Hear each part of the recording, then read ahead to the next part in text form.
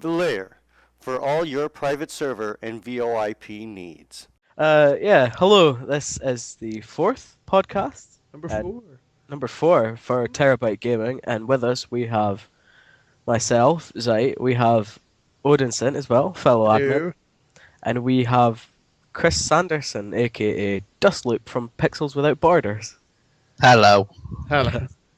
And So, since I've been reluctantly drafted into host, what what are we playing at the moment? how about you start us off there, Zaid? I will do. I have. I've been playing the usual stuff: shock horror, Eve Online, lots of it, lots of World of Warcraft, and lots of Shogun 2. Just because I can. Because you can. 'Cause I can. Let's see, what have I been playing? Well, as you know, I'm still playing Half-Life 2 because I'm working on that sort of playthrough series on the YouTube channel, Yes. which I keep dragging you and David into. Yeah, when you usually drag me in at the worst possible opportunity. But I couldn't just sit and watch somebody playing Half-Life. You need to have a bit of crack in it, somebody chatting. Of course. Aye. And what else? Wipeout 2048 on the Vita, which is surprisingly fun. Wipeout's always fun. It is always fun, but I bought it off eBay, so it didn't come with the online pass, which I'm quite annoyed about. Ah, They should specify if it needs a pass yeah, they should do. or if it's included or not. And Borderlands 2, that's all I've been playing recently. Ah, is that not coming out on Vita as well? We'll get to that. We'll get to that. Sorry, I'm spoiling. Spoilers, guys. I've ruined the rest of the podcast now. And what about yourself, you, Chris? Dustloop? I've been playing Final Fantasy 14 shock horror to anybody who's listened to the Pixels podcast. Oh yes, I'll have to throw a link up for the channel down below. Yes, do. Get our listeners in there as well. But I've today one of my friends was speaking to me about Hearthstone, and he said it's available on iPad and PC players can play together. It's cross-platform as well. Your account sort of carries, doesn't it? Yep. Yeah, and I thought, well, that's a good idea. I've not played the game yet, so I downloaded it today onto iPad.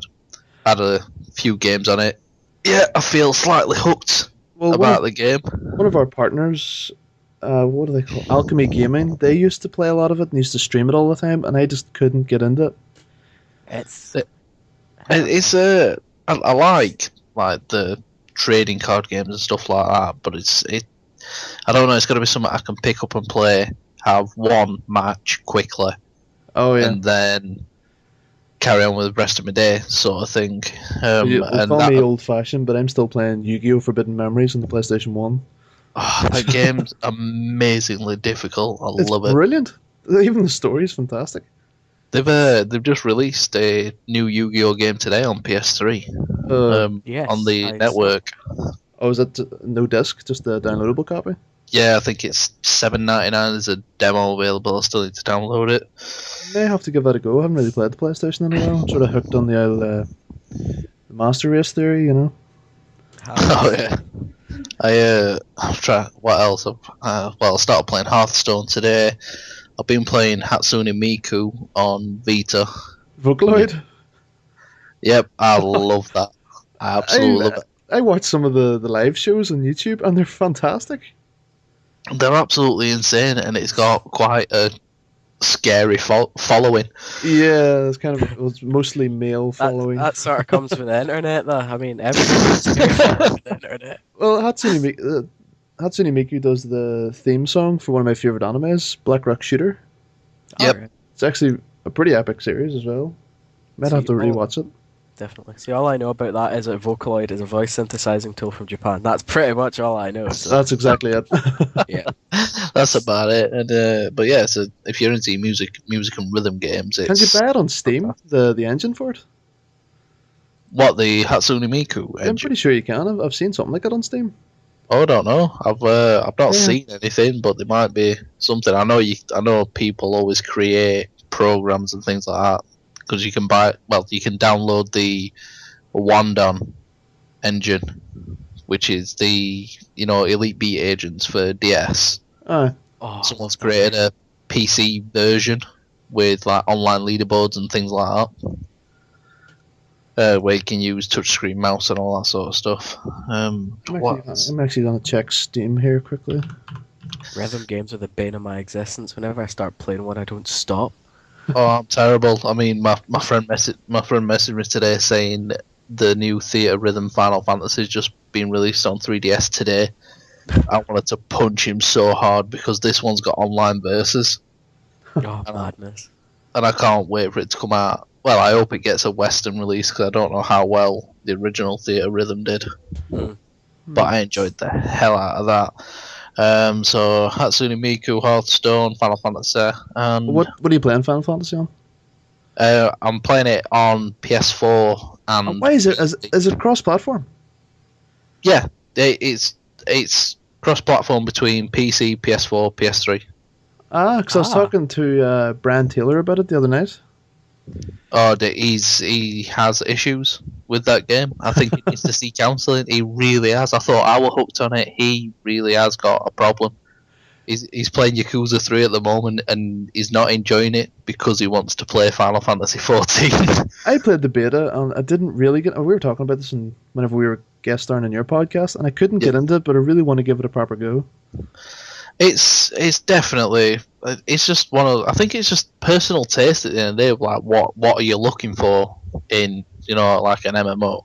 And Final Fantasy, to me, it's just got that world, is the lore, graphically, soundtrack, controls are great, and it's just really laid back to play. And just like any MMO, it can be as serious or as laid back as you take it. See, when it comes to MMOs, I'm more PvE. I like to immerse myself in the story and the environment. I don't like PvP.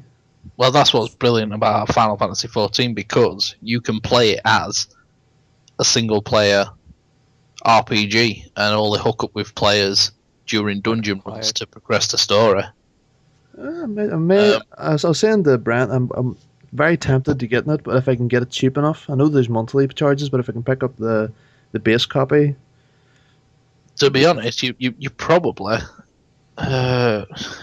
There's all those CD key websites and all on the go now. Exactly, you'd be able to buy it, and with those CD key websites, because that's where I got my PC version from, because I initially bought Special Edition on PS3, and when I bought the PC version, I just bought the CD key, and How much was that? When I got it, I think it were 17 quid. When was that? But this were about 2 months after release. So it'll probably be even cheaper now. Probably between 10 and 15, maybe a bit more. Maybe even less. MMOs don't really stay quite highly priced, I've noticed. Like, Well, the base as an edition. MMO gamer. Yeah, you can use... The only game I've seen, MMO-wise, that has maintained a high price is Guild Wars 2. Guild Wars, That's still yeah. That's because £30 it's free to play, that's why. Yeah, Guild Wars. Well, I picked up... Have you got a PS4? No. Oh, we're going to say, because you'll be able to pick up the PS3 version, but dirt cheap, because some places are selling it £5 brand new. What? Wow. Register it, and then transfer over to the free PS4 version upgrade. Ah, that's good. Everyone loves freebies. Yeah. That's it. Well, I picked up Guild Wars 2. I got it on sale there on Boxing Day. I think it was £20. Right. I was some edition, I can't remember. I've played it for less than The an hour. Heroic Edition. I must have been. Must have been, yeah. But moving on, what titles are we looking forward to over the next few months? Personally, for me, I'd probably say Borderlands on Vita. Yes, definitely. Especially if it's good online, if it's solid online. Definitely. That's being released as a bundle as well, with the new Slim Edition Vita. Oh, poor man's Vita. Well, I haven't really looked into the specs of this Slim/2000 edition. The other thing I know about it is that they took out the OLED screen. Oh no! So it's not going to look anywhere near as crisp as a 1000 model Vita. I like the standard edition. It's a very underrated piece of equipment. To be honest, the PSP were underrated, and that had some amazing games on it. And Crisis Core. Oh, Crisis Core, that game is absolutely epic. That is But- it is one of the most man, that ending. I still have Yeah. to watch it on YouTube. It was that good. Ah, that ending, that's man tears were cried that Yeah, day. and the amount of people, we were talking about this in your podcast as well, but the amount of people that play Final Fantasy VII and watch Advent Children, there's references there that they just won't understand without playing Crisis Core. That's it. You need to play it all. There's just elements left out. Intentionally, of course. That's it. I mean, there's there's the translation project for Final Fantasy Type 0, which is nearly finished, Have to look Wait. that up. which I really cannot wait for. I'd say if it does get finished this year, just speculation on my part and fans' part, biggest game of 2014 is going to be Final Fantasy Type 0, which got released 2 years ago on PSP at the end of its life. The end of its lifespan. Well, That's it. I've been doing a bit of research on a game from Ubisoft called Child of Light. Oh, that looks fantastic. It does. It's coming out April 29th, I believe. They call it their secret JRPG release. Yeah. So I'll throw a link up down below because the video looks quite good. It looks quite interesting. It does. So The Zaid, website's really nice. what are you looking forward to over the next few months? May-wise, I'm looking forward to Daylight, which is a new sort of thriller horror thing built using Unreal Engine 4, so it'll be quite interesting. The Evil Within, because Shinji Mikami is one hell of a horror creator. Killer is Dead, because it's Suda51, and that man's a glorious madman. Watch Dogs, purely on the concept, because the concept is fantastic, and they're... It's safe to say that it's a fairly unique concept as well. It is. They're having an advertising campaign in America, which is basically your digital footprint, and you put in your Facebook details, and then what it does is it traces what influence you've had over all the websites, and it is quite scary how much they gather on you just by providing your Facebook details. So it's enough to make anyone scared of the internet for the rest of their life. And I'm not the that's biggest fan of interesting. Facebook at the minute, so Facebook. Nobody's a fan of Facebook at the moment. everything is implemented via Facebook these days. Yeah. Well, I've seen a survey. I can't remember where it was. I need to track down the source, but it's apparently Facebook is on the way out. You know, statistically, it's on a bit of a downfall at the minute. Really? It can't. Yeah, It- believe it or not. It can't remain big for long. The internet like the whole technology behind the internet advances and changes too quickly, and its user base changes too quickly for something like It's trends, Facebook to stay current. Yeah, exactly. and they keep changing everything. Like this new layout is terrible, I do not like it at all. and Yeah. it doesn't come all at once. Like there's people had it months ago. I've only had it for about 3 weeks. Yeah, see that's bugs. It doesn't seem standard in how they. It's not even regional. No, you'd have thought that as a new layer, everyone would get it at once, so we can all complain about it together. I think It must be something to do with their servers. They're just releasing it slowly over different racks or something. I don't know how it I works. think they're drip feeding it to us, so Yeah. that when folk complain, there isn't that much venom about it on Facebook. And So they you'll, release it you'll to get a another group tier. that complains, and then people forget that they've complained. The next group Exactly. complain, and so on. Because, let's face it, if everyone complained at the exact same time about Facebook's terrible layout changes, I don't think Facebook servers could handle it. How did we get here from Watch Dogs? Oh yeah, Internet's That- scary That's stuff. it. I watched a multiplayer trailer for Watch Dogs today. Looks really interesting. I have to look that up. I haven't actually seen it yet. I've only ever seen just the single player releases that have been drip fed this over the I last just year. love the entire concept of it. It's It's brilliant. fantastic. Like, even the world itself, everything's controlled by a central computer. Now, usually that screams Skynet to me, but maybe not. MCP and Tron. I was thinking more System Shock. Oh, yeah. Oh, fantastic games. Moving on. System Shock. We need a new one. We A little do. bit now about our YouTube channel. We're really pushing it at the minute because we're close to 1,500 fans or followers on Facebook, but less than 200 on our YouTube channel. So, link down below for the YouTube channel. Be sure to head over because me personally, I'm currently working on a new little mini series called The Gas Station. Just talking about gamer fuel, energy drinks. Yeah, Stuff you need while sat at the Stuff- computer those- pulling long stints. for those prolonged gaming sessions. You know, like if I'm sitting playing Borderlands or something for a substantial amount of time, I'm going to need something sitting beside me.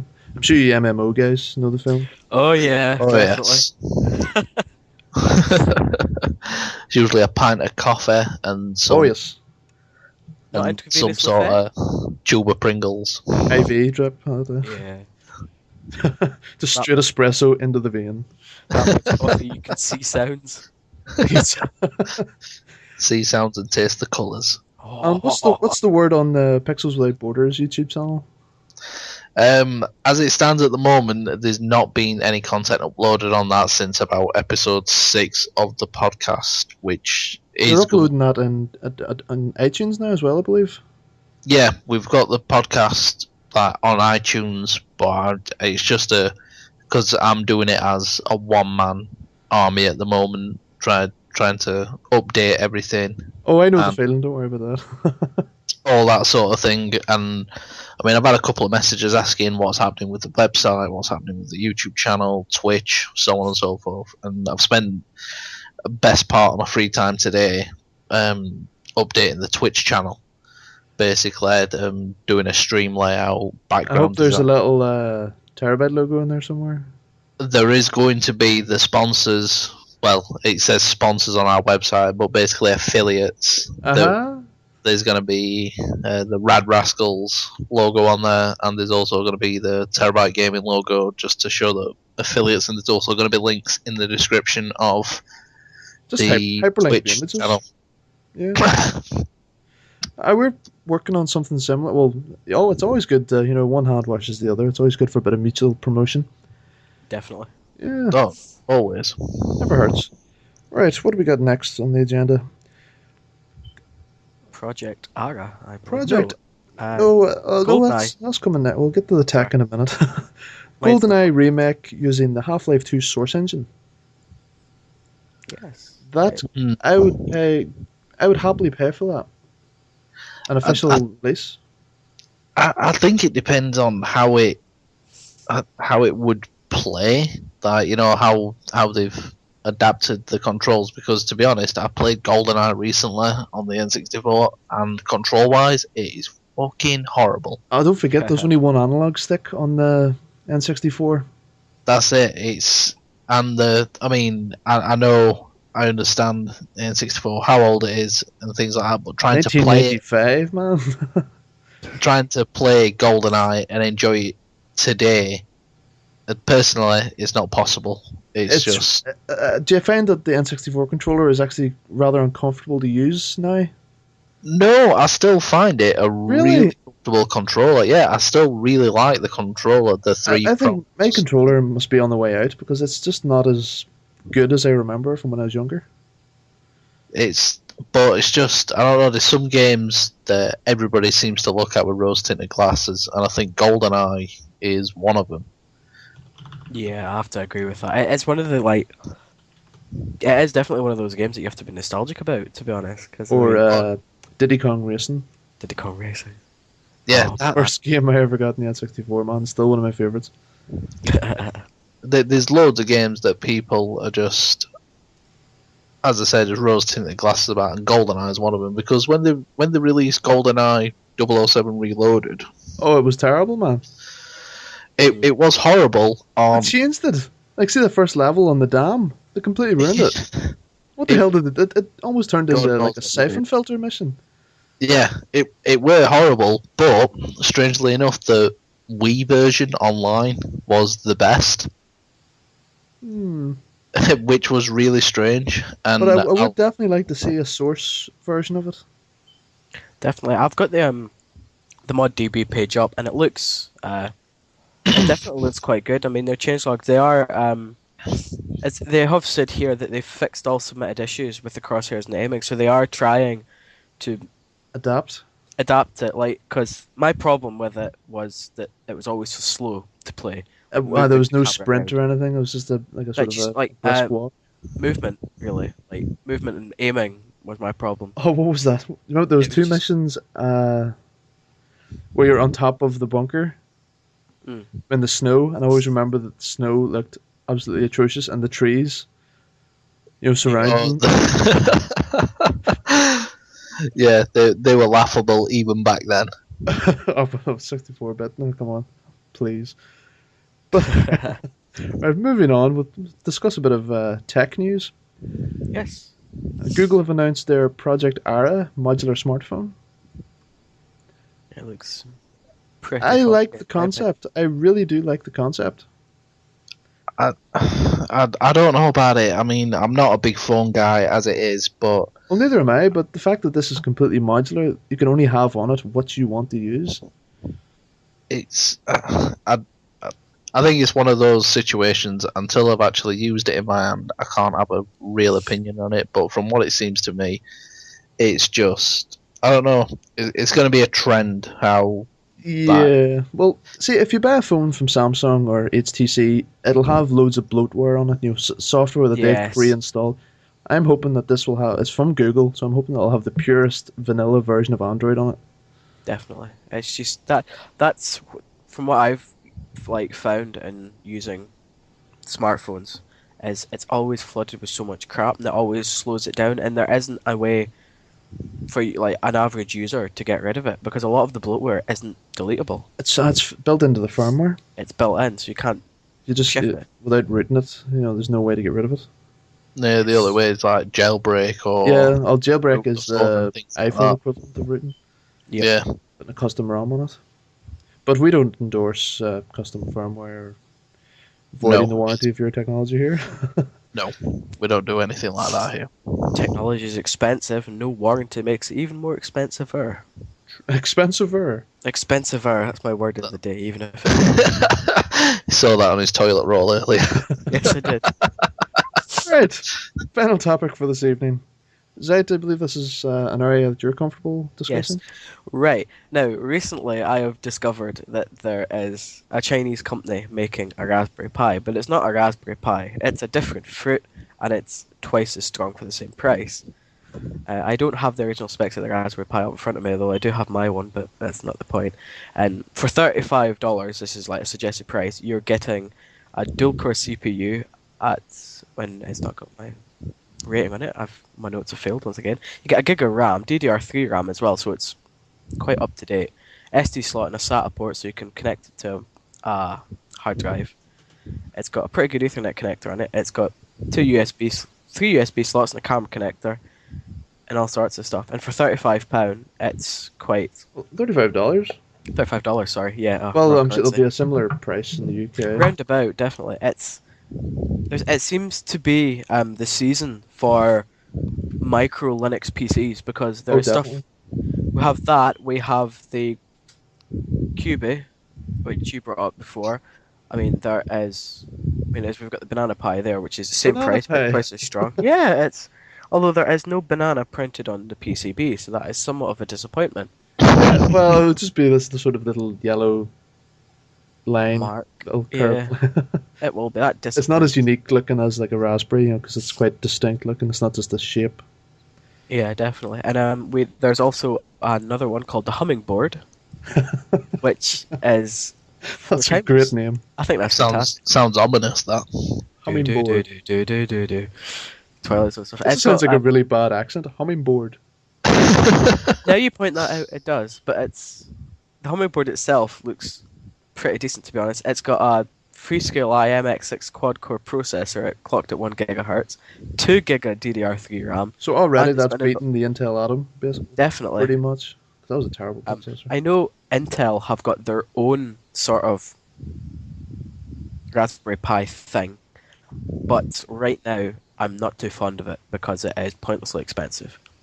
For what it is, I'm not paying $150 to $175 for it. No, $35 is a pretty comfortable price. Because if I'm going to buy one, I'm going to want to get a screen and a battery pack for it. Because I'm just going to load that thing up with emulators. Well, yeah, if you don't even need if you've got to use it for an emulator, you can go with the Model A, which is only £25. True. And it's slightly less RAM. It's 256 as opposed to 512. I'll be going for the Banana Pi. Banana Pi. Oh well, at that price, you can't really complain. No, well, I'm just hoping that the same sort of peripherals will be compatible. Hopefully. Hopefully. Hopefully. And hopefully you can boot from a hard drive and not just the flash or the Flash SD card, card, yes. yeah. See, that is the one thing I don't like about the Raspberry Pi, is It can only boot from an it SD. can only boot from its SD card, as far as I've come across yet. And I'm sure there's a way around it. It's bound to be. there is. You can go into the Grubs bootloader and then, using all Linux technofoolery, as most Linux users do, and boot from. You have to manually boot from hard disk or from flash memory or from whatever. If there's an option that I've not found it yet, if there's an option to tweak it so I can go from hard drive, I'll be happy. A grub loader. I hated that. Yes. It's a nightmare to get rid of. Oh yes. But it's good if you want the dual boot with Windows 7 and Ubuntu or something. Oh, always. Definitely. Right, well, that seems to be all the topics for this. Well, hold on, when was the last podcast? So, I don't think we're going to have an official sort of scheduled release of these. We're just going to do it when we feel like. If you don't like it, tough. You can't rush things. No, you Things can't cannot rush be rushed. progress. Exactly. So, be sure to check out Terror-Byte Gaming on Facebook, YouTube, and our website. All the links will be down in the description. And also be sure to head over to Pixels Without Borders, their YouTube channel, website, and they have a group on Facebook. Yep, just Always search it. pretty good. If you just search it in Google, you'll find loads, which I'm quite happy with. Oh, yeah. It's good to have If a unique sort of name. Yeah, well, we Brian, we're actually panicking because there is another group. I think it's a photography website. Pixels without Oh, right enough. without border or something. See, that's what we found with Terror-Byte Gaming. There was another page called Terror-Byte Games, but they're a developer. Ah. But they've been quite inactive for a while, so... That's it, and it's same with this photographer thing. And I was just like, stop panicking yourself. No one's gonna come shout at us and say you've taken our name. And Oh, that's that- That's it, View magazine or something. Video journalism. Right, well, But that's us for tonight. So be sure to So, catch all you guys later. And thank you, Chris, for joining us tonight. Yeah, thanks for inviting me on, and I'm sure we'll have. Our paths You will and- cross again. Oh, definitely, we'll be getting you back on again, so Joe can mispronounce everybody's name. always. It's always good to get us on for a tangent, you know. Oh, yeah. definitely. But That's I think we special. I think we should make it like a bi-monthly thing. Just have a tangent episode. That's it is a good one. Actually, I'll throw a link up for that podcast because I quite enjoyed that. Oh yeah, I think episode 6 or 7. 6, I believe. But yeah, catch you guys later. All right, thank you. Bye bye.